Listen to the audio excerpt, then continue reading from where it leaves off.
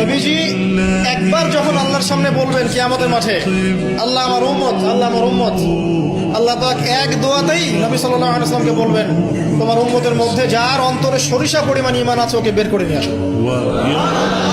সেই মানুষের শান, তার মর্যাদা, তার চরিত্র নিয়ে কেউ যদি কথা বলে, কটূক্তি করে, তার অবস্থা পরকালে কি হবে চিন্তা করে। দুনিয়াতে হয়তো কিছু হবে না, হয়তো পার পেয়ে যাবে। এই দুনিয়াটা চূড়ান্ত ফলাফলের জায়গা নয়। নবীজি একবার যখন আল্লাহর সামনে বলবেন কিয়ামতের মাঠে, আল্লাহ আমার উম্মত, আল্লাহ আমার উম্মত, আল্লাহ পাক এক দোয়াতেই নবী সাল্লাল্লাহু আলাইহি ওয়াসাল্লামকে বলবেন, তোমার উম্মতের মধ্যে যার অন্তরে সরিষা পরিমাণ ঈমান আছে ওকে বের করে নিয়ে আসো। সেই মানুষের শান, তার মর্যাদা, তার চরিত্র নিয়ে কেউ যদি কথা বলে, কটূক্তি করে, তার অবস্থা পরকালে কি হবে চিন্তা করে। দুনিয়াতে হয়তো কিছু হবে না, হয়তো পার পেয়ে যাবে। এই দুনিয়াটা চূড়ান্ত ফলাফলের জায়গা